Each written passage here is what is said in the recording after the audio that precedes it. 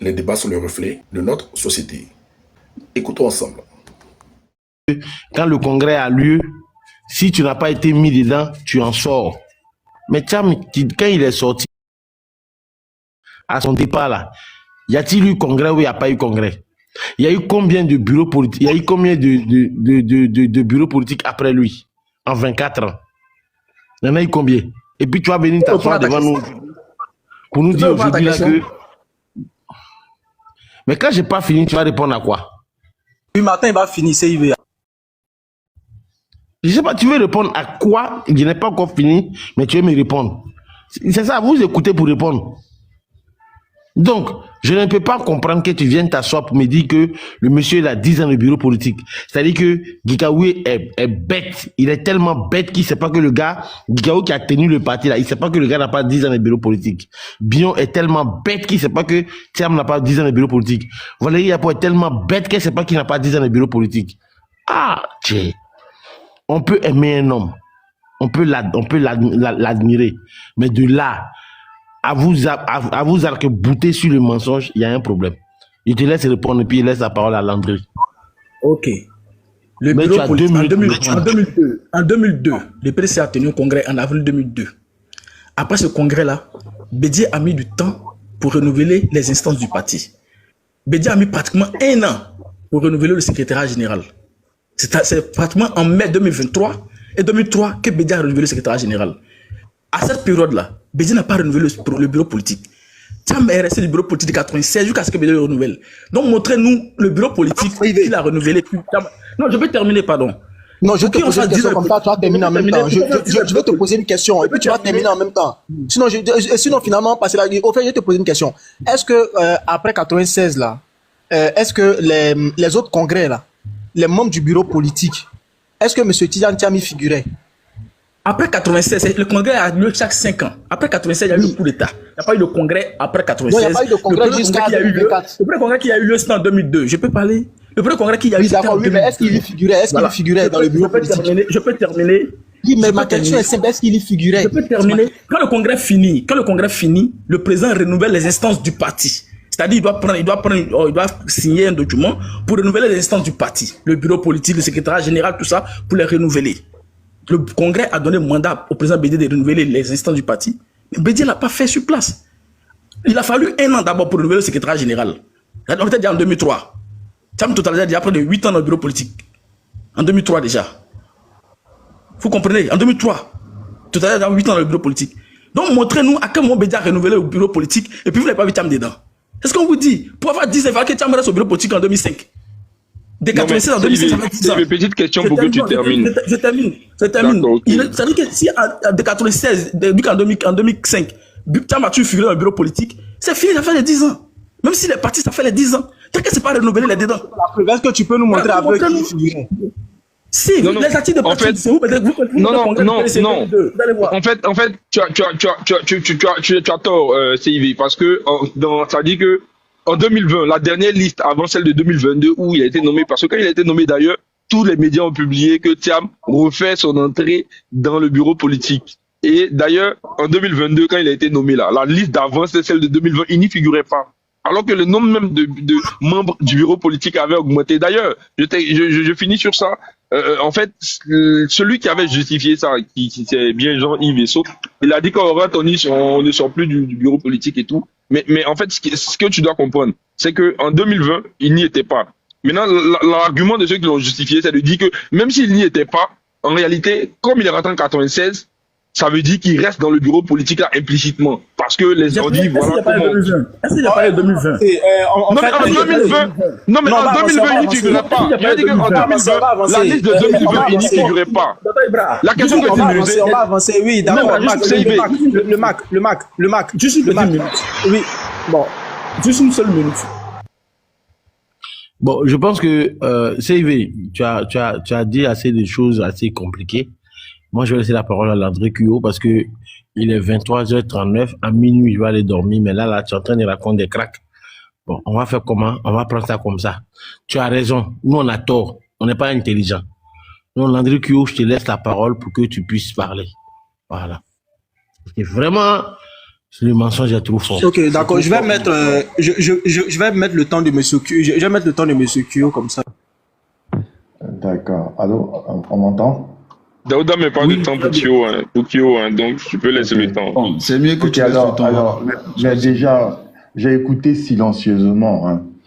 Il y avait beaucoup d'inquiétudes, les questions même relatives à la gouvernance interne. Et je répète, le PDCI-RDA, si on n'est même pas capable de pouvoir dire de manière très claire ce que disent les textes, si on n'est pas capable dans l'application des textes à une espèce comme celle à l'espèce relative à Thiam, une solution juridique claire et qu'on doit se déporter ou se transporter devant le juge, c'est qu'il y a un problème de gouvernance. C'est évident qu'il y a un vrai problème de gouvernance. Un vrai problème de gouvernance. Jusqu'à ce que l'on ait à poser des réclamations ou des réserves sur la validité de la candidature portée par tel ou tel autre candidat.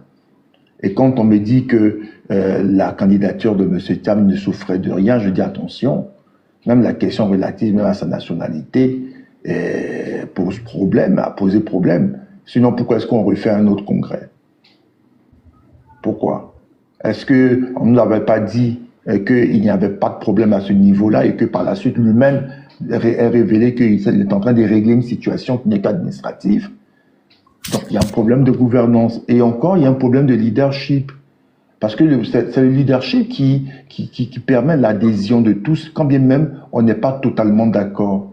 Mais si aujourd'hui, au niveau du PDCI-RDA, à cette date de l'année, l'on est en situation d'entendre des voix discordantes et qui ne s'arrêtent pas qu'aux articles de presse, hein, mais qu'on doit transporter devant le juge, c'est qu'il y a un problème de leadership.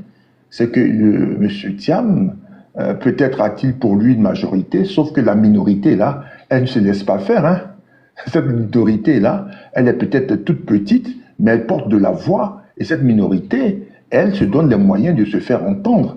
Et lorsque lui qui est extérieur ou hors du parti, il regarde et il voit ça, ne pensez pas un seul instant que c'est de nature à pouvoir susciter en lui un certain crédit. Ce parti ne lui inspire pas du crédit, pas du tout. C'est de ça qu'il est question. Alors quand on me dit non, que c'est par vengeance il réagit ainsi, je dis non.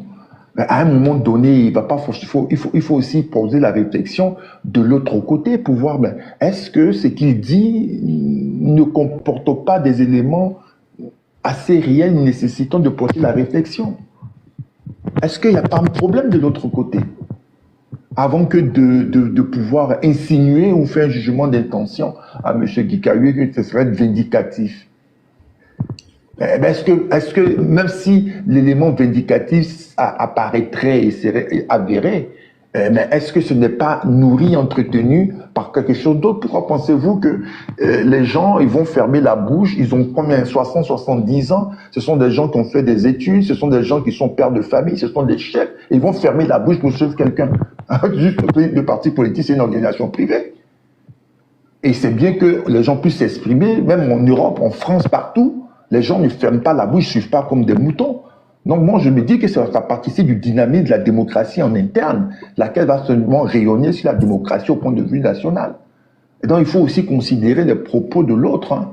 Voilà, la victoire, oui, mais dans quelles conditions? C'est de ça qu'il est question. C'est de ça qu'il est question.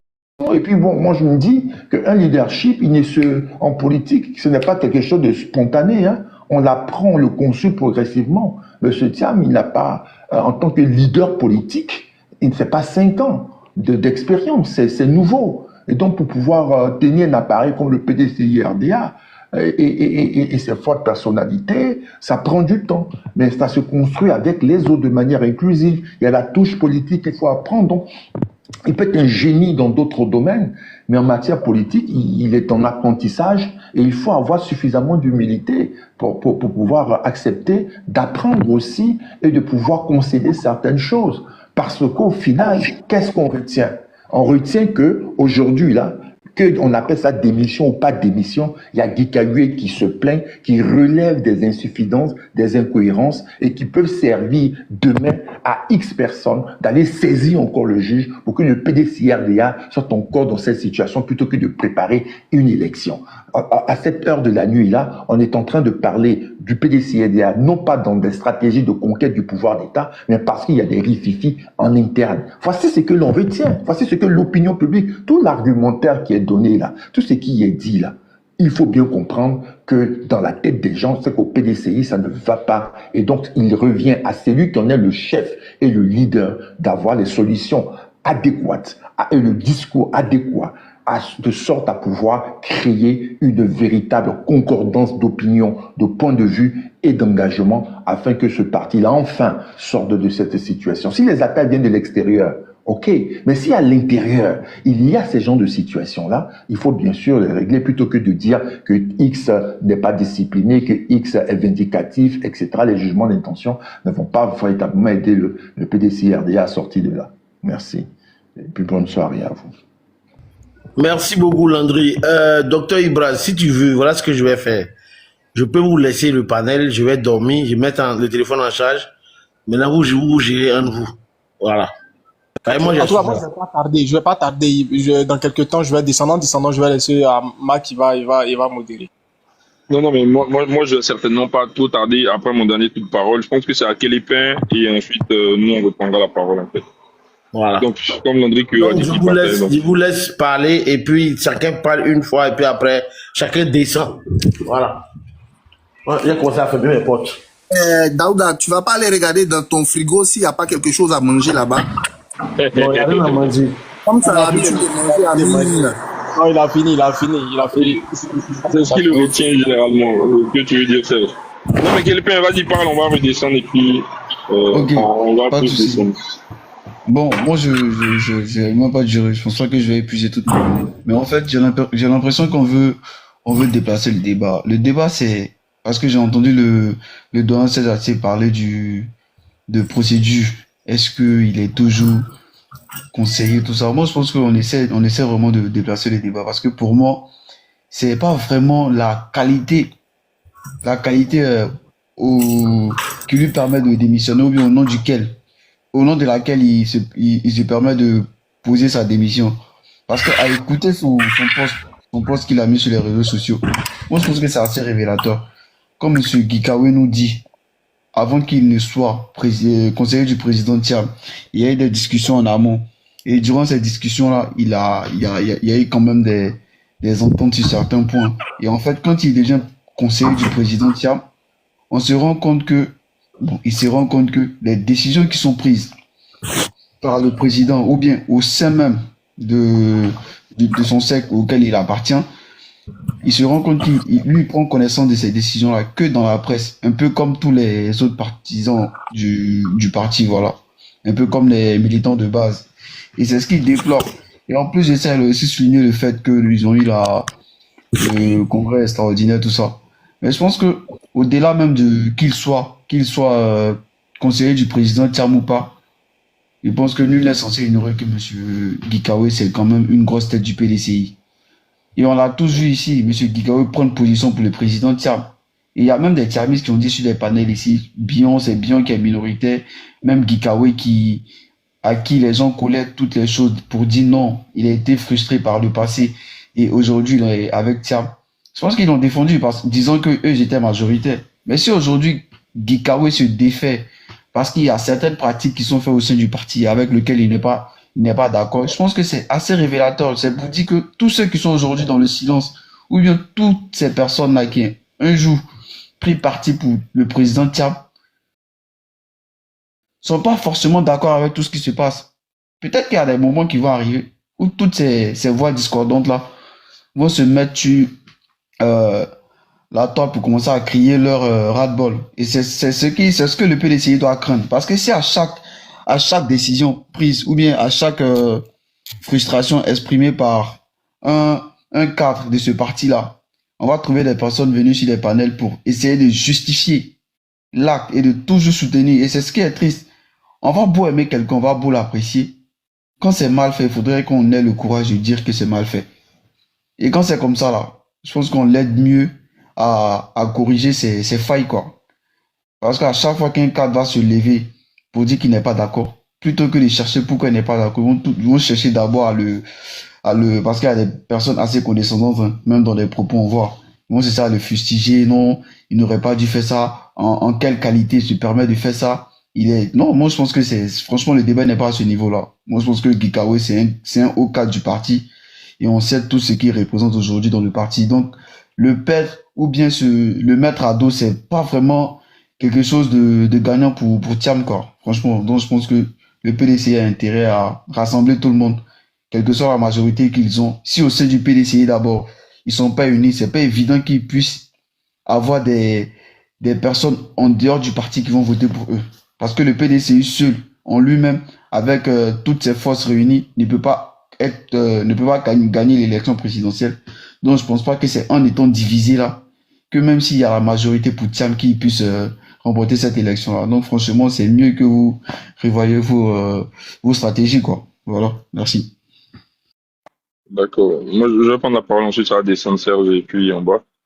Moi, ce que je peux dire, c'est concernant déjà la question du on reste au bureau politique. Comme j'ai dit là, c'est un truc qui est très discutable, mais vraiment discutable. D'autant plus que, comme j'ai dit, la liste en 2020, etc., il n'y était pas. Je sais pas, j'ai pas consulté une autre liste avant pour être sincère. Mais si Yann était là, il allait plus aller dans le fond de la démonstration, parce qu'il a déjà fait ça devant beaucoup de personnes du PDCI qui n'ont pas pu répondre. Mais une chose est sûre, c'est que je veux dire, la candidature de Thiam était discutable. D'autant plus que même au niveau des cotisations, s'il a été membre du bureau politique depuis tout ce temps-là, il devait rattraper des cotisations de toutes ces années-là, ce qui n'a pas visiblement été fait. Donc, il y avait matière à remettre en cause un certain nombre de choses. D'autant plus que, je veux dire, Jikawe, il ne conteste pas l'élection de Thiam en réalité. Il conteste l'injustice avec laquelle on lui a opposé sa candidature. Et voilà, les choses qui se sont faites par la suite. Mais toutefois, il y a eu des négociations sur la base d'un certain nombre de choses. Et lui, il trouve que malgré ces négociations-là, lui, il n'est pas impliqué, il se sent pas impliqué. Et puis voilà. Donc quelqu'un qui se sent pas impliqué, moi je pense pas, je ne sais pas pourquoi on doit cracher sur une personne qui dit que il y a eu des choses qui sont faites dans le parti, beaucoup d'autres choses en tant que conseiller. Mais voilà, malgré les négociations, parce que c'est pas lui qui vient à eux, il est resté membre du PDCI, mais ils sont allés le chercher. Et il dit que malgré qu'ils sont allés le chercher là, lui, il ne se sent pas, en tout cas, il n'a pas vu qu'on l'a impliqué à beaucoup de choses qui sont passées dans le parti. Moi, je peux les comprendre, peut-être qu'ils l'ont mis là pour le garder là, mais ils avaient des suspicions, peut-être qu'ils ne croyaient pas beaucoup en lui. C'est la raison pour laquelle il n'est pas impliqué. Donc, quelqu'un en qui on ne croit pas, est-ce que ça vaut la peine qu'il reste encore je vais dire que dans le au conseil du président? Certainement non, ils ont leur raison à eux. Mais ce que je dis, c'est qu'il y a aujourd'hui certains membres qui ressentent des frustrations. Est-ce qu'il faut les traiter tous de vendus? Parce que moi, je vois les commentaires, et les commentaires que j'ai vus sous le post de Jikawe, franchement, tente de radicaliser en tout cas une personne. Quand tu sincèrement agis pour en fait voir ton parti aller de l'avant et que les gens te ramènent à quelque chose que tu n'as pas fait, tu te rends compte que peut-être soit tu as une manipulation quelque part d'autre. Donc aujourd'hui il y a des ultras au niveau du PDCI qui défendent Thiam coûte que coûte, vaille qui vaille, et Jikawe il est certainement minoritaire. Je suis contre ceux qui disent qu'il y a une majorité silencieuse. Non, il n'y a pas une majorité silencieuse, il y a une minorité je vais dire qu'il n'est pas d'accord, mais si elle était majoritaire, c'est sûr qu'on entendrait plus que cette minorité-là. Mais il faut vraiment le constater. Jikawe, il se sent plus dans ce bureau. Il a dit qu'il restait membre du PDCI et c'est le plus important. Maintenant, est-ce que le fait qu'il reste membre du PDCI, l'impact sera le même, etc. Je ne pense pas. Tu vois, Kaza qui demande est-ce qu'il y a les preuves. Mais c'est visible, Valérie Yapo l'a dit. Et d'ailleurs, s'il avait payé tout, on aurait vu les gens sortir dessus pour en parler. Parce qu'au moment des élections, ça fait objet de débat. Donc moi, je pense qu'il n'y a pas vraiment lieu de se poser toutes ces questions-là. Moi, ce que je voulais dire par rapport à ça, c'est ça. C'est que les élections sont arrivées. C'est pas peut-être le moment de le faire. Et puis, je vois aussi que peut-être Thiam ne sera certainement pas candidat. Donc, le gars fait son analyse. C'est vraiment ce que je voulais dire.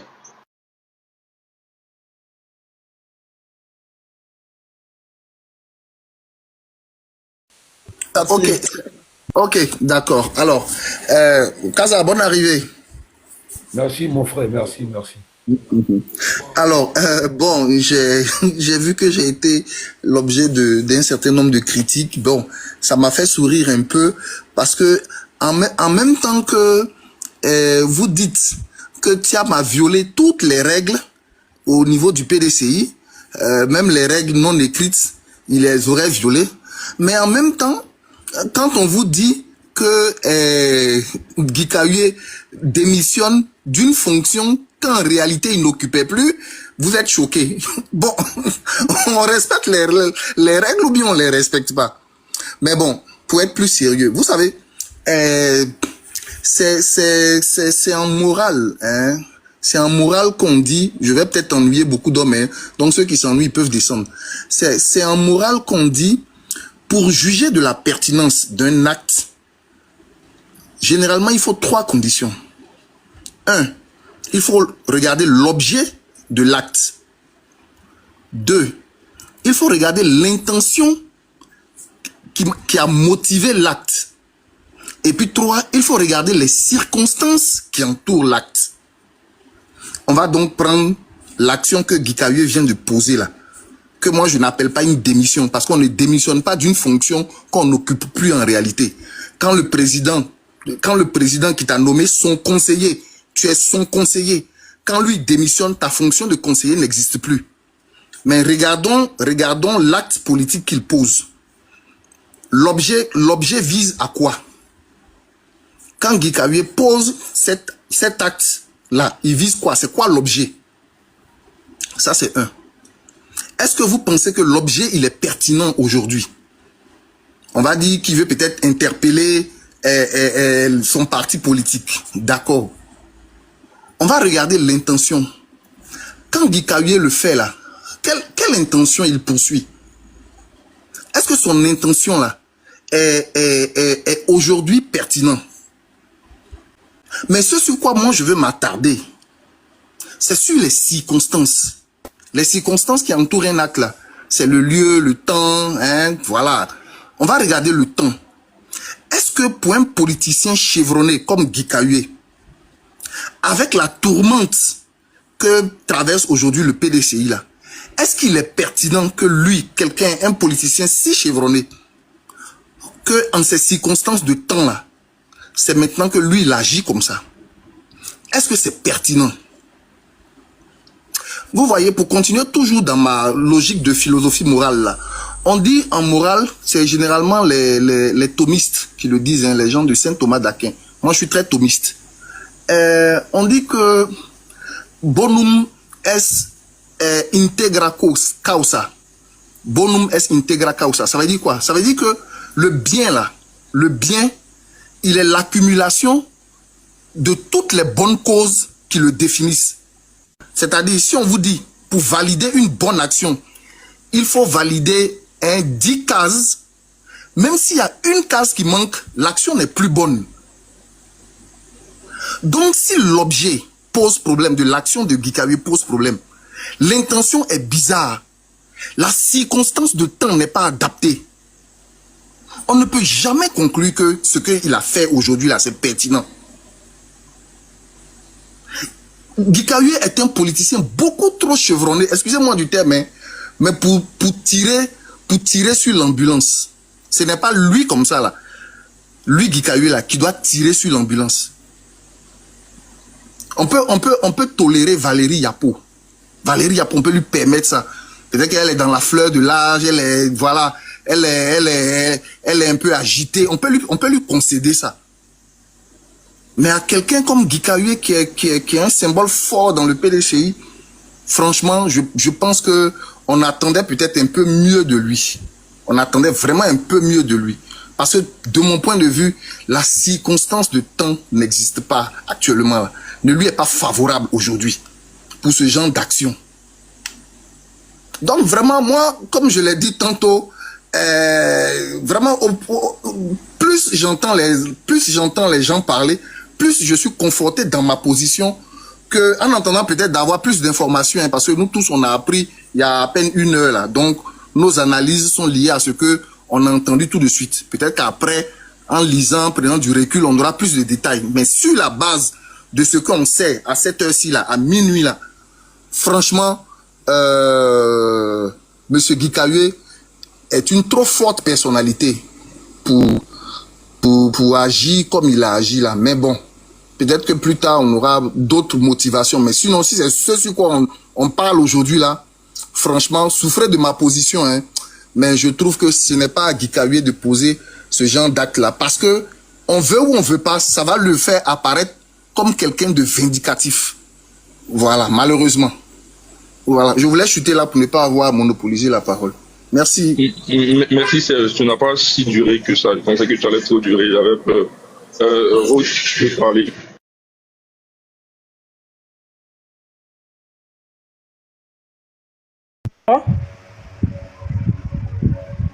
C'est mon deuxième. Non, c'est Rode, celui qui est juste à côté de Serge. Je pense qu'il n'est pas là. Hein.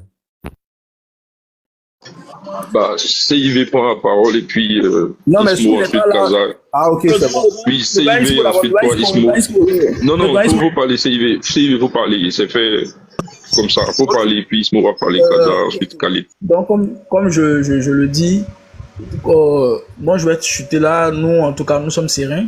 Le parti est serein. Les militants sont derrière le président et ils sont en ordre de bataille pour la victoire. Guy Kayoué, c'est quelqu'un qu'on respecte dans le parti. C'est une figure emblématique du parti, surtout même pour l'opposition, pour ce qui s'est passé en 2020. Donc, on le respecte. Je pense que si le monsieur se sent aujourd'hui frustré et mis à l'écart, je pense que les responsables du parti, puisqu'il est venu créer sur la place publique, les responsables du parti pourront l'approcher et puis en discutant, attendre les prochaines heures et dans les prochains jours, qu'est-ce qui va devenir. Pour l'instant, il n'y a pas péril dans la demeure. Le président est à la barre. Et je leur ai dit à tous ceux qui disent que Thiam n'a pas atteint 10 ans de bureau politique de nous montrer entre 1996 et 2005 le bureau politique dans lequel il n'était pas. Parce que de 1996 jusqu'en 2004, il était dans le bureau politique. Voilà, parce que Bédié n'avait pas nommé de bureau politique après 1996. Bédié n'a pas nommé de bureau politique. Voilà, Thiam était dans le bureau politique 1996. Montrez-nous le bureau politique. Donc pour que Thiam atteigne 10 ans, il fallait qu'il atteigne 2005. Donc, de 1996 à 2005, là, monter le bureau politique dans lequel Thiam n'était pas. Voilà, c'est ça qu'on appelle 10 ans. On n'a pas dit 10 ans, au moins, il n'a pas dit 10 ans, quand il vient de poser sa candidature, là, on compte 10 ans en arrière. Non, on n'a pas dit ça. On dit 10 ans de bureau politique. On dit 10 ans de bureau politique. On n'a pas dit quand on vient de déposer sa candidature en 2023, là, on compte 10 ans en arrière. C'est pas ce qu'on a dit. Thiam est rentré au bureau politique en 1996. Le second congrès qui a suivi, c'était 2002. Et après le congrès de 2002, Bédié a mis du temps pour nommer les instances du parti. Il a fallu même atteindre mi-2023 pour que Bédié nomme le secrétaire général. Voilà. Donc, montrez-nous. C'est tout. Vraiment, bonne nuit à tous. Et puis, je voulais dire à M. Kyo qui est descendu malheureusement, quand il parle de maîtrise du parti, M. Ouattara ne maîtrisait pas le parti en 2020. Quand le président de l'UDPC a quitté le parti, quand Marcel Amontano ont quitté le parti, M. Ouattara ne maîtrisait pas le parti, le RDR. C'est facile de venir jeter sur les autres partis politiques. Non, c'est parce qu'il n'a pas de maîtrise politique. M. Ouattara n'avait pas la maîtrise politique. C'était un vieux de la vieille en politique, M. Ouattara. Mais il y a eu des défections. C'était un vieux de la vieille en politique, M. Ouattara. Personne ne peut le dénier ça. C'est un grand politicien. Mais il y a eu des gens qui n'étaient pas contents que M. Amadou Gompé, à son âme, ait été choisi comme candidat. Donc, dans tous les partis politiques, il y a des frustrations. Mais si l'objectif qu'on vise, c'est aller gagner, on sait que les frustrations peuvent en avance. La minorité ne peut pas imposer à la majorité ce qu'elle veut. Dans les partis politiques, on dit c'est la majorité veut quoi? La majorité veut Thiam. La majorité veut gagner. Donc les Valérie... Il faut que tu termines dessus, comme tu veux descendre. Oui, je te pose deux questions, tu termines dessus et en même temps la parole circule. En fait, j'avais oublié de te la poser depuis. En 2020, quand les autres partent, ça, je vais poser les deux questions en même temps. Quand les autres partent, les Mabri et les autres, qu'est-ce que dis-tu des Patrick Hachi, des autres qui n'étaient pas je veux dire, à l'ancien RDR qui reviennent, et la raison pour laquelle d'ailleurs Bédié refuse d'aller aux élections, parce que il venait de perdre des membres importants. Donc, est-ce que, je veux dire, en 2020, là, c'était pas du gagner, perdu, ça c'est la première. Et la deuxième question, c'est par rapport au fait que tu dis, par exemple, que le bureau politique, entre 1996 et 2005, ça fait 10 ans. Peut-être que je calcule mal, mais est-ce que tu as vérifié ton calcul? Oui, 96, 97, 98, 99, 2000, 2001, 2002, 2003, 2006, ça fait 10 ans. Ça fait 10 ans. Non, faut recalculer. Recalcule encore après. Non, mais ça, après, tu pourras compter. 96 jusqu'en 2000, ça fait 4 ans. Ça fait 4 ans, bon, disons, on peut dire 5 ans, disons. Donc voilà, ça fait 10 ans, jusqu'en 2005. Non, comment on peut dire c'est que 96 jusqu'en 2000, ça fait 4 ans. De 2000 à 2005, ça fait 9 ans. 97, 98, 99, 2000, 2001, 2002, 2003, 2004, 2005, ça fait 10 ans. Faut compter à tes doigts, ça fait 10 ans. Non, ça fait pas 10 ans, mais bon, peut-être que c'est ta manière toi de compter. Voilà, Mais de 96 à... Non, voilà. Un enfant qui est né en 96 n'a pas 10 ans en 2005. Donc c'est pas possible ce que tu dis, mais bon. Ok, si je te donne raison, il n'y a pas de souci. Donc, tu m'as posé notre question. C'était quoi la deuxième question? J'ai oublié. Je t'ai dit, en 2020, c'était du gagné, c'était du perdu gagné parce que Ouattara avait récupéré beaucoup de monde. C'est pas en 2020 qu'ils ont rejoint le RHDP. Ils ont rejoint le RHDP quand Bédi a décidé de ne pas faire le RHDP en 2018. Je suis d'accord, mais je veux dire, c'est dans la même, c'est-à-dire que c'est dans le même élan électoral. Donc, en fait, c'était pour le même type d'échéance. Donc, est-ce que tu vois pas que le contexte est bien un peu différent? Le contexte, c'est la même chose. On choisit un candidat et les autres sont pas d'accord. C'est la même chose au PDCI. On veut un candidat et les autres sont pas d'accord. C'est la même, certains sont pas d'accord. C'est la même chose. Quelle est la différence? En 2020, le président de la République, excuse-moi, le président de la République a soulevé même des Yamadou pour dire c'est lui qui est le candidat, sans que quelqu'un ne voit quoi que ce soit. Donc, les autres ont dit on n'est pas d'accord. Voilà, donc les gens ne sont pas d'accord, donc ils sont partis. Voilà, que des gens vous aient réjoui, ça c'est autre problématique, ça c'est pas là la question. La question c'est que M. Kyo a dit sur ce plateau, a dit sur ce panel ici, que le fait que M. Thiam ait des contestations en interne prouve que M. Thiam n'est pas rodé en politique et qu'il ne maîtrise pas le parti. Et je lui rétorque que M. Ouattara, en 2020, M. Ouattara qui était rodé et qui était un ancien politicien. En fait, on va pas monopoliser la parole parce que je pense que les Kazala vont se fâcher, mais je pense et en plus, il était au pouvoir. Et Ouattara était au pouvoir, mais mieux encore, en plus du fait que Ouattara était au pouvoir, Ouattara était président de son parti depuis des années. Alors oui, et puis les gens l'ont lâché. Non, non, mais voilà. c'est ce qu'il dit. Ceux qui l'ont lâché au moment où il avait aussi gagné d'autres personnes. Et je veux dire que quand il parle de maîtrise, voilà, donc ça veut dire que c'est pas lié. En fait, je veux dire, même Bédier a perdu des gens. Même Bédier a perdu des gens, mais c'est pas perdre les gens le problème. Ce qu'il a voulu dire, c'est le fait que Thiam arrive net et puis il perd les gens. C'est ce qu'il a voulu dire. Mais bon, bref. Ismo. Ouais. Parce que Kachi n'était pas militant du RDA pour vouloir. Non, il trouve un nouveau parti. En 2000, ma plus tard que c'est pas militant du RDA, je suis désolé. Le RHDP, au moment où on parle, n'est pas un parti. On parle du RHDP, on parle du RHDP, Khalid. On parle du RHDP. Non, je pense que Ismo et Kaza vont se fâcher, mais vraiment, comme il a fini. Ma plus torqueuse, là, il n'était pas au RHDP parti unifié, d'abord. C'est parce que, quand le divorce d'abord entre Bédi et puis M. Ouattara, c'est que c'est par rapport au parti unifié. Parti unifié, constitué. RHDP existait depuis 2005. Parti unifié, d'abord. Qui a statué en 2019, juillet 2019, si mes souvenirs sont bons. Juillet 2019. Guillaume Soro, ses problèmes commencent depuis 2018. Guillaume Soro dit non, le projet RHDP, il n'y rentre pas. Donc, donc voilà. Donc, faites attention. Guillaume Soro sort d'une rébellion. Donc, tout ça aussi, c'est important. Mais je pense que. Oui, dans ton parole, tu vas bien développer. Landry Kyo a voulu dire que Thiam vient prendre le parti et tout le monde et certaines personnes partent. Alors que Bédier, il a perdu des gens, mais on n'a pas dit qu'il ne maîtrise pas. Je pense que c'est cette analyse-là que je voulais faire. Mais Ismo va prendre la parole et puis Kaza va prendre la parole et puis Khalil ensuite. Oui, merci Marc. Moi, je pense qu'il est temps que le PDCI sorte quand même de cette posture de complotiste par rapport, je vais dire, aux militants à l'intérieur qui mènent des critiques, tu vois, ou qui amènent des critiques. Ça fait longtemps, les gens amènent des critiques, mais on les écoute pas, tu vois. Et on va toujours trouver quelque chose pour dire, ah, ben voilà, je sais pas, est-ce que c'est le moment de le faire et tout. Mais quand M. Gikawe regarde la situation dans laquelle le PDCI se trouve aujourd'hui, à organiser un congrès à presque à moins de 48 heures ou 72 heures de la démission du même président qui sera réélu, ça pose problème. Vous voyez? Et ça, c'est par rapport à quoi? C'est la conséquence des décisions qui ont été prises avant. Et c'est contre ces décisions-là que M. Gikawe s'était seul. S'il était le seul, on aurait pu comprendre que c'est un problème des personnes. Il y a beaucoup de personnes qui ont poursuivi M. Tidjam Thiam président par rapport aux décisions qui ont été prises. Et le motif, c'était quoi? C'est que il y avait eu des irrégularités. Très clair. Et c'est pour ça qu'il a démissionné, non? Maintenant, quand on nous pose la question, dites-nous quels sont les tests qui n'ont pas été respectés. Si tant est vrai que tout a été correct, tout était bien, pourquoi le président a démissionné? Pourquoi il démissionne? C'est parce qu'il y a eu entorse quelque part. C'est pas uniquement au niveau de la loi. S'il y a entorse au niveau de la loi, ça veut dire qu'il y a eu violation des tests. Parce que les tests disent très clairement, il faut ceci, il faut cela, il faut ceci pour être ceci. Si vous avez pris quelqu'un qui ne respecte pas les conditions, d'abord au niveau de la loi, ça veut dire que vous avez violé vos propres lois, vos propres règles. C'est pas un débat. Ça, on n'a pas besoin de faire une démonstration A plus B. Non, c'est pas un débat. Si on en est aujourd'hui, c'est parce qu'il y a problème. Et quand il y a un problème, on doit s'asseoir pour réfléchir.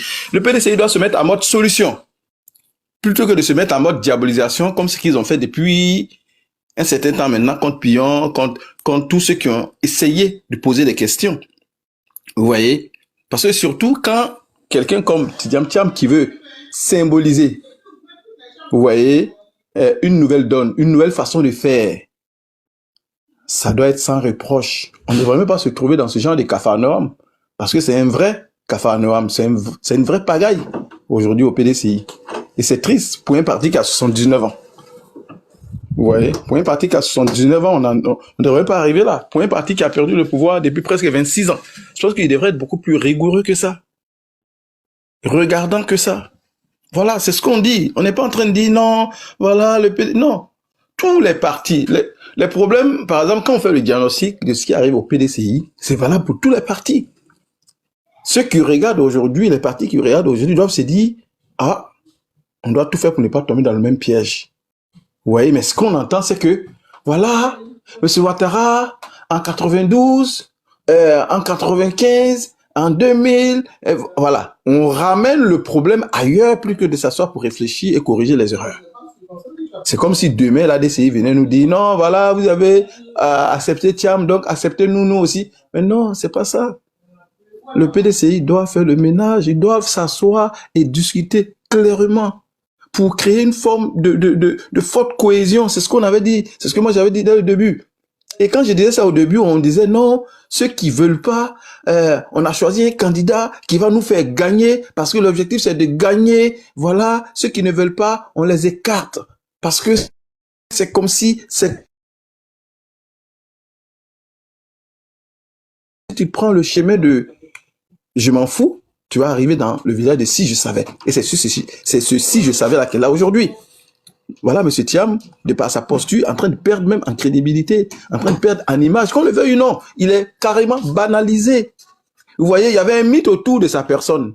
Mais toutes ces erreurs stratégiques, toutes ces erreurs décisionnelles, toutes ces lacunes, ces irrégularités font en sorte que l'Ivoirien lambda même le regarde comme, il est devenu comme tout le monde maintenant. Le mythe est en train de tomber progressivement. Et ça, c'est la faute du PDCI.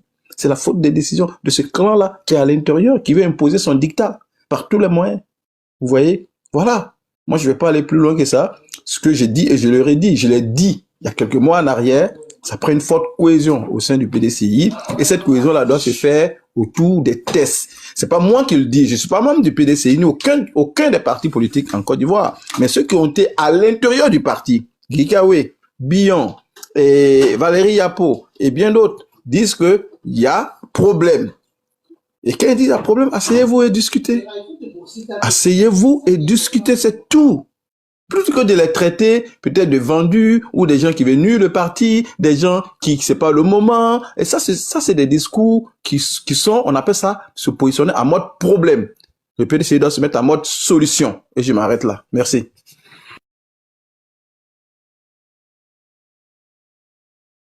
Bon, bonsoir à tous, je crois que c'était à moi, hein, le Mac. Oui, Kala, c'est à ton tour de parler, il n'y a pas de... Non, mais franchement, j'écoute des gens, je suis mort de rire, quoi, franchement.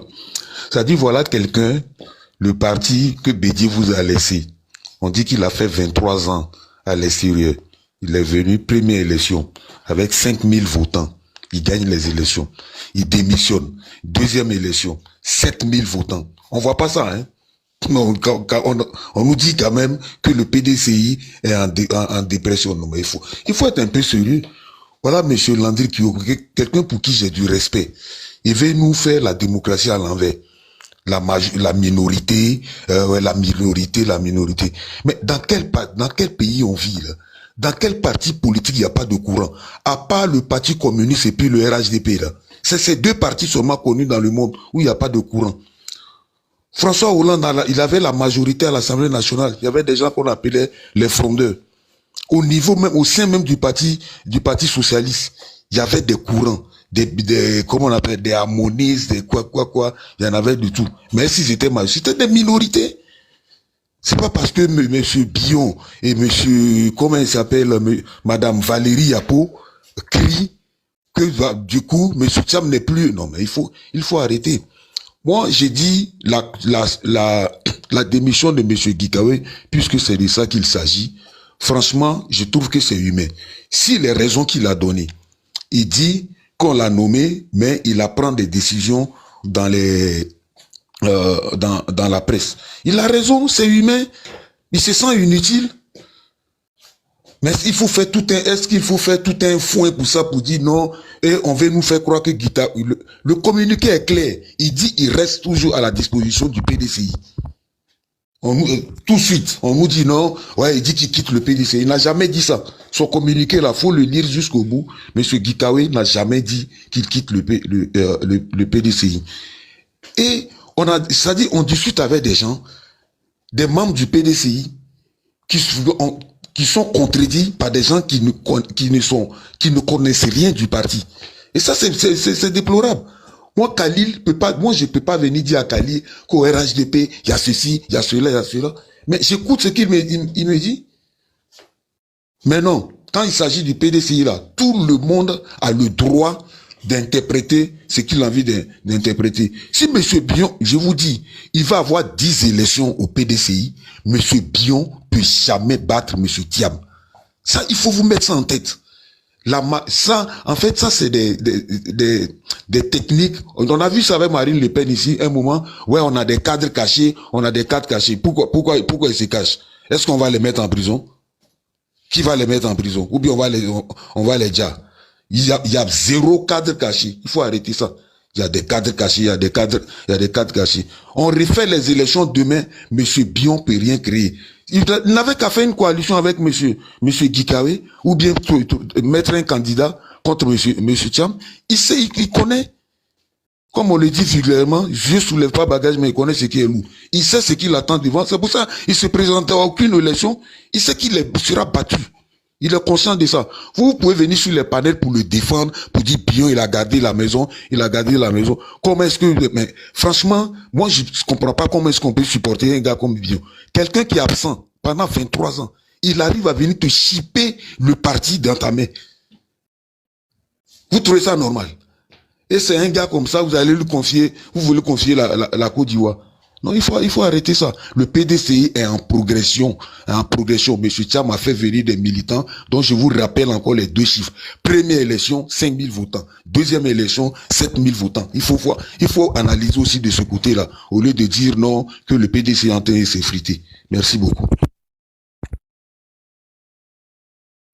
Kadia, rapidement, les 2 élections là, tu connais le nombre total de membres qui avaient le droit de voter? Est-ce que tu connais le collège électoral, genre le nombre?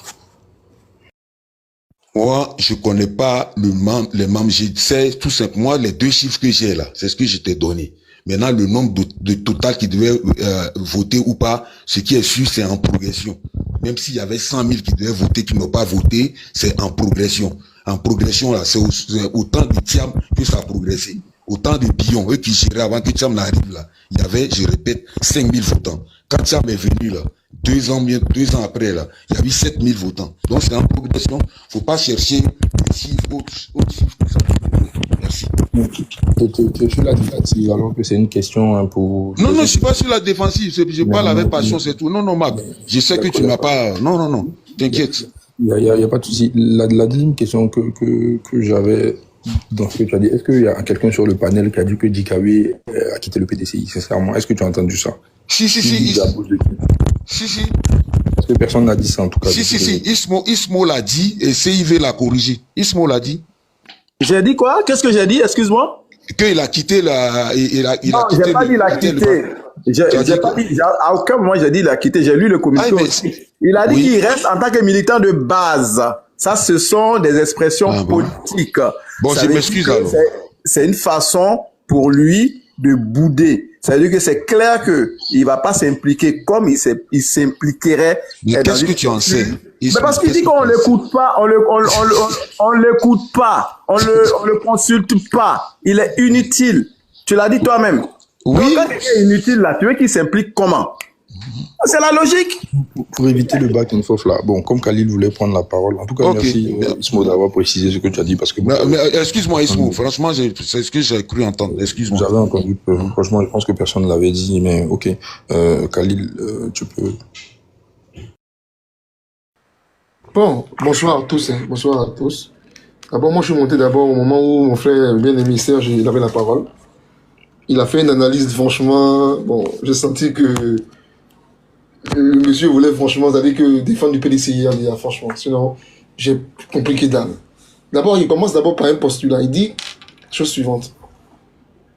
Il dit que la démission de M. Tidiane Thiam, de son poste de président du PDCI, RDA, signifierait d'office que les conseillers qu'il a nommés, les vice-présidents du parti, tout cela, automatiquement, leur poste doit être vacant. Et donc, lui... J'ai pas parlé des vice-présidents, j'ai parlé que des conseillers. Attends. Voilà. Attends. On va te préciser. Non, je précise ce que j'ai dit. J'ai pas parlé des vice-présidents. J'ai parlé des conseillers seulement. On va te préciser. Voilà. Je dis, ma question allait venir, en fait, d'abord une question rhétorique. Je dis que ce propos-là, peut-être que tu as raison, mais moi je veux savoir, il se base sur quel fondement statutaire ou bien réglementaire? D'accord. C'est un jeu. Non. Non. Attends, s'il te plaît. Ah, je pensais que tu me posais la question. D'accord, ok, donc vas-y. C'est une question rhétorique, j'ai dit. Voilà. Donc je m'interroge et je veux que les parents s'interrogent avec moi. Je dis, mais nous ne sommes pas là en train de faire seulement du je pense, je crois. Voilà. Donc, je veux savoir sur quel fondement est-ce que cela est dit, écrit. De sorte que toi, tu connaisses mieux le statut du PDCI RDA que M. Gikawe, qui malgré cela, un vieux de la vieille, comme toi tu l'as dit, je prends ton mot, viendra démissionner, n'est-ce pas, dans le néant. Je pense que tu es allé un peu trop fort. Si tant est que tu lui reconnais assez dans le militantisme et assez n'est-ce pas, de maestria, comme tu l'as dit, tu ne devrais pas lui faire, il a dit, l'injure de croire que il ne serait pas du moins suffisamment pénétré, n'est-ce pas, les statuts du PDCI-RDA. Moi je dis, jusqu'à ce que la preuve statutaire et réglementaire me soit fournie, où c'est dit noir sur blanc que les conseillers et tout ce que le président nomme, parce que les vice-présidents ne sont pas élus au Congrès, non. Ils sont nommés par le président. C'est pourquoi j'ai fait exprès, en fait, pour te choquer. Il a dit vice-président. Il sait que tu n'as pas dit vice-président. J'ai fait exprès. Les vice-présidents sont nommés. Voilà. Dans le PDCI-RDA, qui est notre maison ancienne, et puis RGP, tout et tout. Voilà. Il y a des ressemblances, c'est normal. Et donc, c'est pareil certainement au FPI, certainement au PPACI. Voilà. Les organes centraux là, parmi ces organes centraux là, le congrès, la convention, il y a aussi le président. Et donc le président, il travaille avec, n'est-ce pas, je vais dire, bien sûr, le bureau politique, bien sûr, tout, mais il y a aussi, quand le président, c'est que c'est avec ceux qui avec qui il travaille. Voilà. Est-ce que le secrétaire exécutif, au sein de qui il y a un chef de secrétaire exécutif, tout et tout. Quand c'est de quoi je parle. Donc il y a ça qui nomme. Autant il les nomme, il les révoque. Pas besoin du congrès pour ça. Et donc, la question que moi j'allais peut-être poser, bon, ça c'est peut-être plus tard, si vous voulez, en mentionnant toutes les paroles, c'est vrai. Mais, donc vous voyez que, donc j'ai fait exprès pour dire conseiller, tout et tout, voilà. Donc je veux savoir aussi cette référence-là. Parce que c'est le fondement de ton analyse. Tu parles de ce postulat pour dire que, donc, pour toi, il s'est gouré. Voilà. Donc ça c'est dangereux d'abord, première chose. La seconde chose que je vais faire remarquer, c'est de dire que, attention, dans Gabo Valérie, je ne la connais ni d'Anna ni d'Eve, mais dire qu'elle serait dans l'émotion de la jeunesse, tout et tout. Je pense qu'il faut faire attention. Elle a quand même un CV politique quand même non négligeable, je veux dire. Son PDCI déjà. Elle a au moins 10 ans de présence au bureau politique. Elle a au minimum une vingtaine d'années de militantisme. Ce n'est pas rien, on ne peut pas cracher là-dessus. Et dire qu'elle devait faire des choses, non. Je pense que, voilà, il faut faire attention. Pour répondre maintenant à ce que j'ai entendu tout à l'heure par rapport à plein de choses, c'est que je vais dire les choses suivantes. Hein. Regarde, faire une analyse de cette démission-là, sans remonter plus haut, pour savoir comment est-ce qu'il a été nommé, c'est vouloir étudier le corps humain juste à partir et uniquement à partir des squelettes. Je me répète, le corps humain n'est pas que le squelette. Il faut analyser tout le pourtour. Il y a des veines, il y a des organes, il y a plein de choses. Donc, pour faire une analyse vraiment efficiente, il faille que nous remontions, n'est-ce pas, jusqu'au, il va dire, pas le divorce, mais il va dire sur, n'est-ce pas, les raisons qui ont poussé même à sa nomination. Je rappelle à ce panel, mais je ne vous informe pas. Je rappelle que M. Gikawe a dit plusieurs fois, dans une interview célèbre, là, que il était fâché contre les membres de son parti. Et il a poursuivi pour dire qu'il pose des actes pour tuer le militantisme. Il ne peut pas comprendre que lui, parce que ayant mouillé le maillot pour son parti, a été mis sous contrôle judiciaire. Et pour cela, on l'a appelé pour le retorquer, pour lui dire, on l'a recalé. Il estime que c'était soviétique. C'était indigne du PDCI-RDA. Fin de citation, il a dit que ça tue le militantisme. Donc ça, alors toute l'affaire part. Et donc dans cela, avec les pics que des gens se réclamant de lui au début avaient posé tout et tout, après ces personnes ont été rappelées à l'ordre, certainement. Les premières plaintes apportées contre le PDCI-RDA pour le Congrès, c'était des gens qui se réclamaient ouvertement, comment on peut dire ça, pour le Gikawe, je veux dire. Les gens n'ont pas souvenance de cela, ils ne savent pas d'où on vient. Il faut faire très très attention. Si tu lis ce qui se passe actuellement sans remonter à la cause pour laquelle elle a été nommée, mais tu te fous le doigt dans l'œil. On part de là, on quitte là. Il se met un peu à l'écart. Le PDCI arrive finalement à faire son congrès. Des voix s'élèvent ici, tout et tout. Mais les clameurs ne se sont pas tues. D'autres voix comme Valérie Yapo, la critique, le bureau politique, le congrès, de son élaboration, de sa convocation, ainsi de suite. Je ne vais pas revenir là-dessus, c'est vrai, ne pas être long. On quitte là, et finalement, mais je rappelle d'abord une chose, les gens oublient ça en fait. Il faut relire le communiqué conjoint signé par Thierry Talot et Jean-Luc Billon. Il faut lire ça, n'est-ce pas? Il faut relire le communiqué, c'est bien pour net. Ils disent en filigrane qu'ils veulent savoir que. Ils disent qu'ils s'interrogent pourquoi sur le comité électoral là cache jusqu'à présent la liste des candidats retenus. On ne sait même pas qui est le président retenu. Parce que déjà, les gens soupçonnaient déjà plus ou moins ce comité-là de faire forcément la part belle à Tidal-Tiam.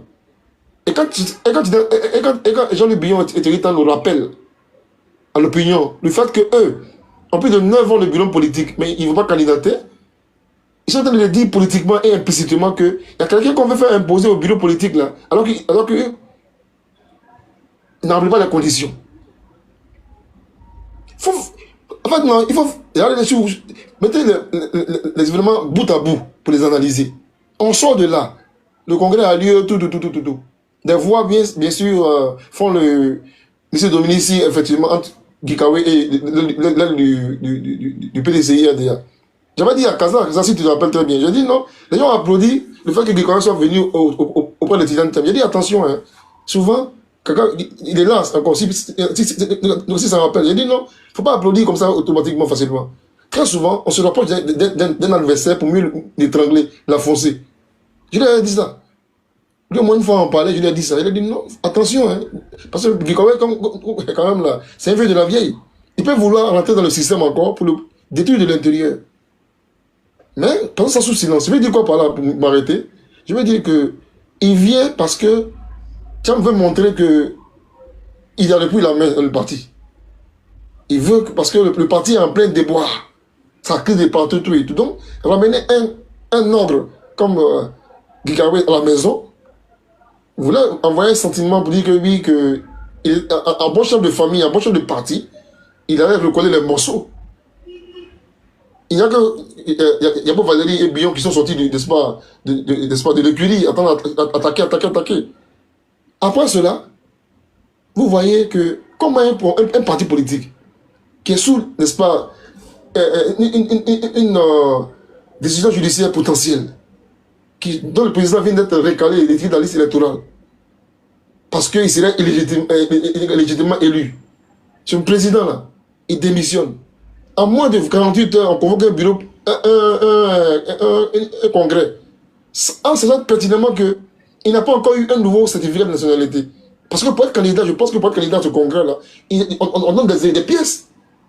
Mais comment est-ce qu'on peut faire ça, une telle faiblesse de réflexion?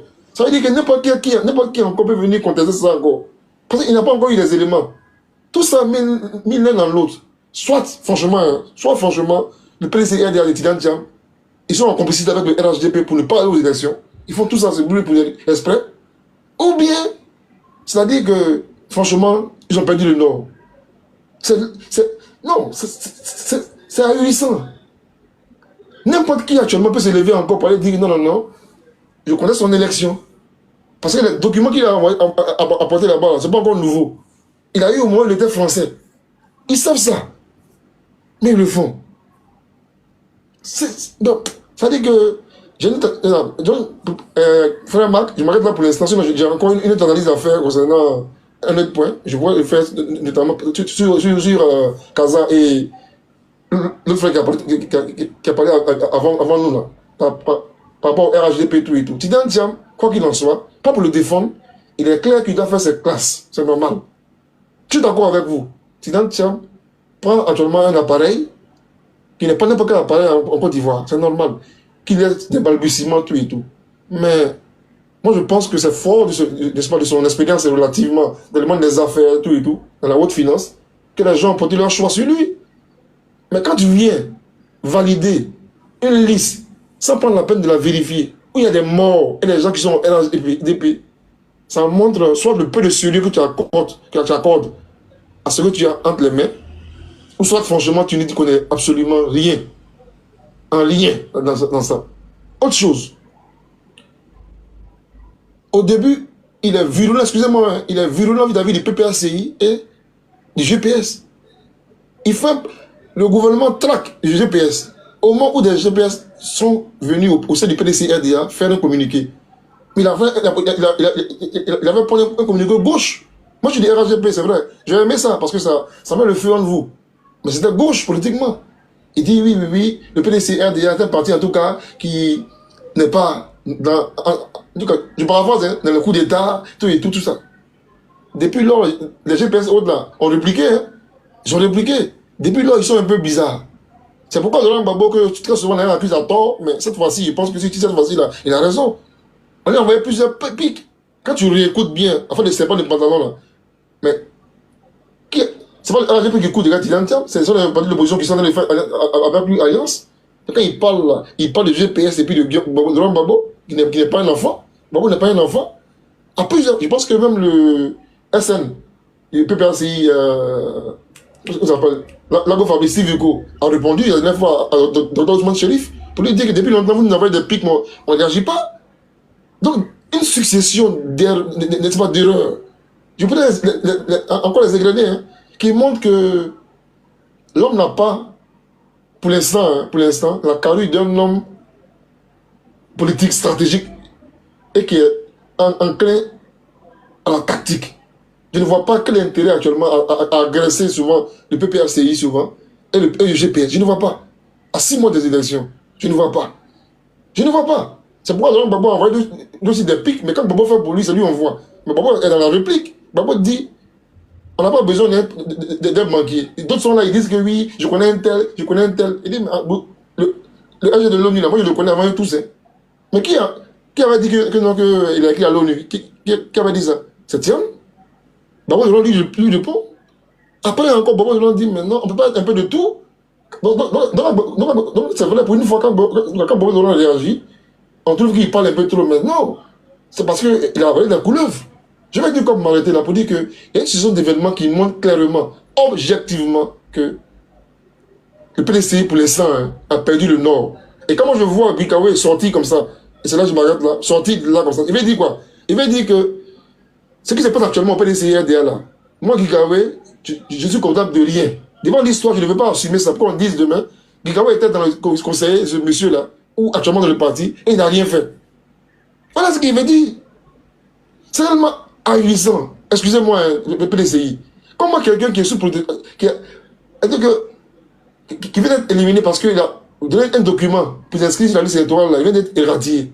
Il n'a pas envoyé de nouveaux documents encore, mais on va les lire encore. Maintenant, là, vous voulez forcément que le RHDP passe? Franchement, attendez d'abord, vous devez pousser un pion pour dire non, donnez-moi un certificat. Poussez le pion, sans avoir le document automatiquement, tu vas te faire relire encore. Franchement, Thiam, excusez-moi, il m'arrête là, Thiam travaille pour le RHDP.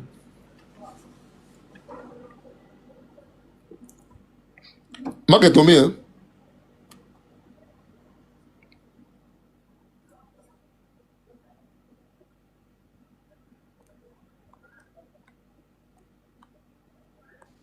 Khalid, continue, sinon ici, Ismo, tu veux parler? Allô? Ouais, vas-y, Ismo. Ah, ok, merci. Ben, tantôt, il y avait une polémique là, parce que moi, quand je disais tantôt, j'ai dit, voilà, Guikawe, à cause du fait d'être frustré, parce qu'on ne les écoutait pas, parce qu'ils estimaient qu'il y avait des dysfonctionnements et tout, et qu'il a démissionné. Vous voyez? Quand il démissionne, il dit, je me mets à la discussion du parti en tant que militant de base. Ça veut tout dire. Pourquoi on veut utiliser ça autrement? Ça veut tout dire. Ça veut dire simplement que il va regarder la chose de loin, dans la mesure où il est inutile. On n'a pas besoin de ses conseils. On n'a même pas besoin de l'informer pour que le parti fonctionne. Et quand il dit il va continuer de se battre pour que le parti soit fort, parce qu'il estime aujourd'hui que le parti est faible. C'est très clair. Et cette faiblesse-là du parti est due à son mode de fonctionnement actuel. Et il va accentuer, il va le dire dans son discours, dans les raisons de sa démission. Tu vois, il va le dire, si vous lisez entre les lignes, il va dire, je continue de me battre pour que le parti soit fort. Parce que ce mode de gouvernance actuel affaiblit le parti. C'est lui qui le dit. Et c'est des gens qui sont dans le parti depuis très longtemps. Des gens qui ont été au four, eux, au moulin. Quand eux, ils parlent comme ça, et que certains disent non, ils sont pas utiles, non, c'est une minorité, mais c'est des gens qui ont drainé du monde, qu'on le veuille ou non. C'est des gens qui ont donné une certaine image au parti. Parce que l'esprit que les gens ont tendance à dire que le PDC est un parti tribal, un parti baoulé. Le fait qu'il y ait des Guikawe, ça donne une autre coloration. Vous voyez, le fait qu'il y ait des Billons, ça donne une autre coloration. Le fait qu'il y ait des Valérie Yapo, ça donne une autre coloration.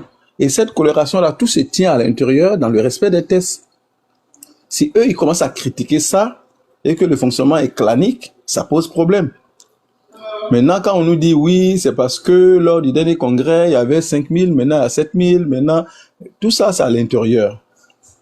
L'enjeu du parti, c'est de s'étendre sur l'étendue du territoire et attirer de nouveaux électeurs, des gens qui vont voter, de nouveaux membres qui vont voter pour le parti. Vous voyez? Et dans le respect des tests, on crée une cohésion forte à l'intérieur, ça donne confiance à ceux qui sont à l'extérieur pour dire oui, on peut aller. Parce que autour des étudiants, il peut se créer beaucoup d'opportunistes, hein, comme derrière tout leader politique. Et les opportunistes, eux, ils viennent pour une chose, parce qu'ils ont un objectif. Dès lors qu'ils voient que ça va pas être atteint, ils vont retirer leur marron du jeu, tout simplement. Voilà pourquoi il faut compter sur ceux qui sont prêts à mouiller le maillot, les gens qui ont fait la prison. Vous voyez, les gens qui ont fait le pavé pour le parti. Tu as des gens qui ont le parti dans leur sang. C'est des gens qu'il faut considérer. Vous voyez, il faut pas dire parce que Thiam arrive, nous on estime que Thiam c'est l'homme qu'il faut pour renverser le pouvoir actuel, peu importe les œufs qu'on va casser, on va les casser pour y arriver. Si vous n'arrivez pas, vous faites quoi? Le parti va être complètement divisé. Vous allez tomber en mode de réconciliation. Et pendant ce temps, les autres partis vont avancer. De 26 ans, vous pouvez passer facilement à 30 ans, 35 ans, 40 ans dans l'opposition. Et Guikawe l'avait dit un jour, si vous regardez la vidéo, il dit, le monsieur, il travaille bien. S'il continue comme ça, donc nous, on va rester dans l'opposition. Nous, on va rester à vie dans l'opposition. Voilà. Donc, pour faire face à cette situation, il faut une forte organisation du PDCI. Mais quand tu dis ça, l'esprit partisan prend toujours le dessus. C'est ce qui est malheureux. L'esprit partisan prend toujours le dessus. Parce qu'on est dans une sorte d'orgueil, plutôt que d'être dans une sorte dans l'objectivité et dans l'efficacité. On est dans l'orgueil pour dire non, nous c'est le PDCI, on va gagner, que ce soit Guikawe ou pas, on va gagner, que ce soit Bion, on va gagner, que ce soit tel, on va gagner, forcé, on va gagner parce qu'on a un tyran avec nous. Mais non, ça c'est des discours. Ça c'est des discours. Et le temps nous a montré, hein. Aujourd'hui, le temps nous a montré que l'engouement que les gens avaient autour de Tidjam Thiam, moi je l'ai dit, je pense même ici, vous savez que les gens se sont dit, comme c'est Tidjam Thiam, si on essaie, par exemple, de poser une problématique concernant sa nationalité ou son éligibilité, la foudre va tomber sur la Côte d'Ivoire, ils vont couper les aides à la Côte d'Ivoire, la communauté internationale va se mobiliser autour et tout ça, et la Côte d'Ivoire va être isolée et tout. Mais rien n'est arrivé, au contraire. Quand on a vu tout dernièrement avec le forum qui s'est passé, avec tous les grands investisseurs du monde, avec les entrepreneurs du monde qui sont venus en Afrique surtout, et tout ça qui sont venus démontrer que la Côte d'Ivoire demeure un pays qui est quand même assez stable, un pays qui est assez prospère, un pays qui a une belle image à l'extérieur. Vous voyez, comme à l'intérieur. C'est vrai qu'il y a des velléités politiques qui vont chercher à salir la Côte d'Ivoire, mais la réalité, elle est là. La réalité, elle est là. Et ce relais-là, il faut qu'on puisse laisser à d'autres. Que ce soit Thiam, que ce soit le RHDP qui continue, ou encore que ce soit le PPACI, ou encore ADCI, n'importe qui. Il faut que ces personnes-là puissent prendre une Côte d'Ivoire qui est à la hauteur. Vous voyez? Voilà. Donc, et tout ça, comment j'ai dit, c'est valable pour tous les partis. Respectez vos tests. Essayez d'être plus démocratique dans vos partis. Essayez d'être plus rassembleur dans vos partis. Et c'est ce qui manque au PDCI aujourd'hui. Depuis le début, bien à s'aimer la graine. Ça va poser problème. Et voici les problèmes que le PDCI a aujourd'hui. Bien a été minimisé. Elle a été diabolisée. Ils ont même tenté de faire croire que c'est quelqu'un qui vient du RHDP pour détruire le PDCI plutôt que de l'écouter. Vous voyez, plutôt que de l'écouter, dès le début, plutôt que de l'écouter, tout ce qui arrive, il a tout dit. Mais on dit non, lui il est vendu, il a porté le maillot du RDP hier, il a porté le maillot du RDA avant-hier, voilà. Vous voyez les postures là. Voilà, ça c'est propre à l'Ivoirien souvent. C'est-à-dire que on lui montre un problème, plutôt que de chercher, de se mettre en mode solution. Comment il va résoudre ce problème? Il va chercher à diaboliser. Il va se focus sur les symptômes. Il va dire, voilà, lui c'est le diable, lui c'est un envoyé, c'est un imposteur, et voilà. Mais là, ça ne change rien. Ça ne change rien dans le débat, ça ne change rien dans le résultat qui est obtenu. Et aujourd'hui, la démission de M. Guikawe est symbolique. Dans un moment difficile pour le président du PDCI et pour le PDCI, cette démission-là, elle est symbolique. Ça tire les regards, justement, sur les bobos que les gens ont voulu désigner ou bien identifier. Les bobos, ce sont les dysfonctionnements. Et c'est pas nous qui le disons. Ce sont ceux qui sont à l'intérieur de la maison qui disent que les chaises sont mal placées. Il faut bien les placer. Asseyons-nous et discuter. C'est tout. Mais les gens veulent pas comprendre ça. Je m'arrête là. Les gens veulent pas comprendre ça. Ils veulent diaboliser ceux qui émettent d'autres sons. Tout simplement. Je m'arrête là. Merci. Ok, merci. Moi, je voulais te poser une question, Khalil. Avant, parce que tout à l'heure, tu as affirmé que Madame Valérie Yabo, elle a 30 ans de bureau politique, et c'est pas une petite. Est-ce que avant ces événements-là, tu connaissais Madame Valérie Yabo?